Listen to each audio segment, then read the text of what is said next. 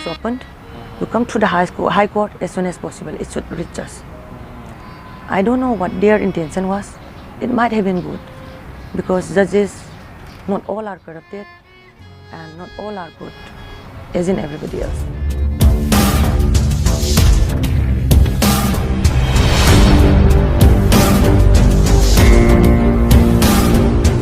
So there, it was sent down to the High Court.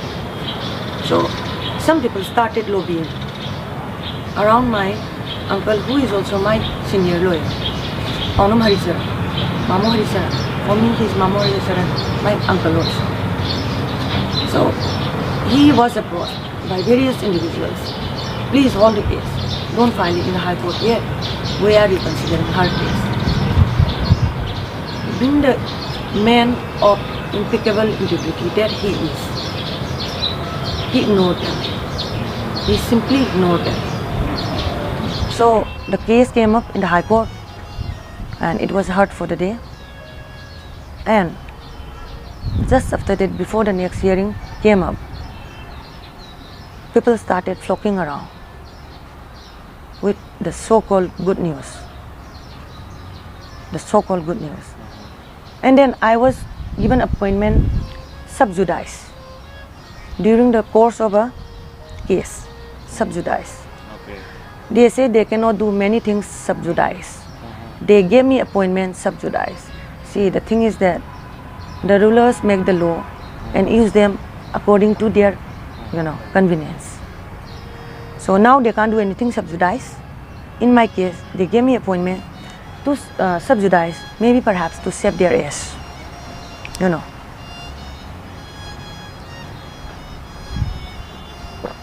I don't have to apologize my language. That was the thing. And meanwhile, my father-in-law wrote me a very, very long letter. It was like those, cheating exam notes. Okay. Cheating exam notes that people use, no? Strips. Okay. Typical in his, organizational style, whereby they pass information in the, least minimum space they can, By the time he was in He was in Guwahati. Guwahati, okay. He was in Guwahati. And the reason they cited in that letter delivered to me was that I sympathize the UNLF. And they claim that I am very close to my father-in-law. And I accept his policy makings. And when he was arrested and he disappeared for 61 days. See, he disappeared for 61 days, that she supported him. So, thereby, her induction into the Manipur police organization may expose the, security and, state policies to unwanted elements. Okay. And thus, I became a part of the organization. And without my knowledge, I was branded. In the protest that I myself took part during his disappearance, all I asked was to bring him out and have him subjected to a fair trial under the judiciary set up by this constitution, which is completely constitutional. No. So that's the point. And this long love letter came. My husband delivered it to me. And I read everything. And it was written both sides. And I gave it to my husband and my mother-in-law, my mama. Both of them read. And I asked them, what do you want me to do?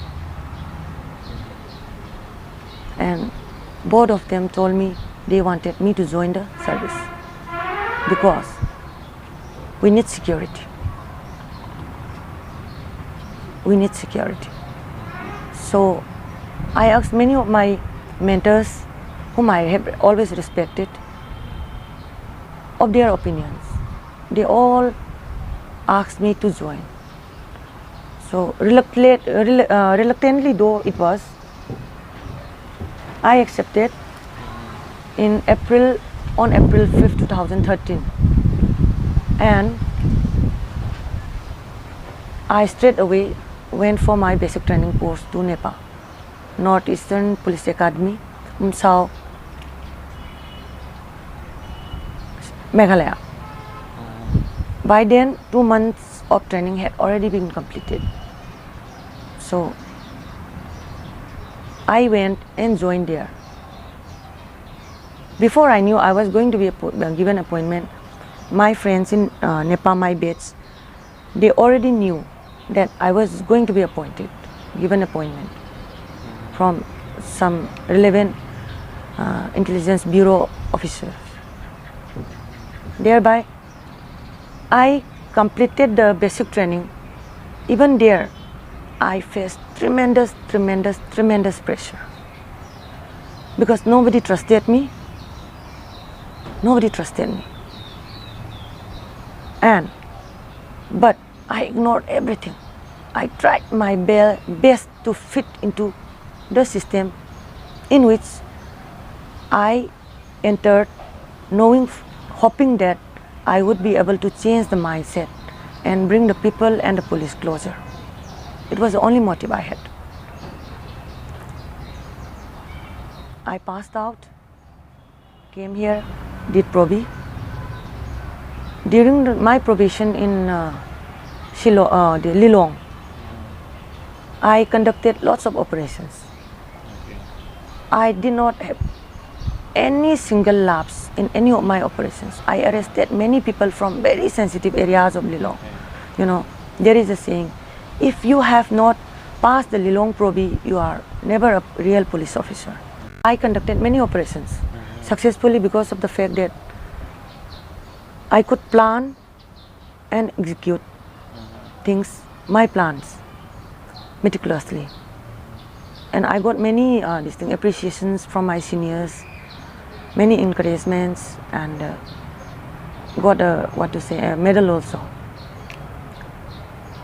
And from there I was posted at 9 RB for the first time. It was my first posting. I commanded the Pangai unit of the battalion, because at that time we had no proper place. The battalion had no proper place. So the administrative work was being done from 2 rooms, you know, temporary makeshift office in 2nd MR complex. And the barrack was there in Pangai. I went there, I worked there, and the harassment began. I missed out on one point, what I wrote back to my father-in-law. Okay,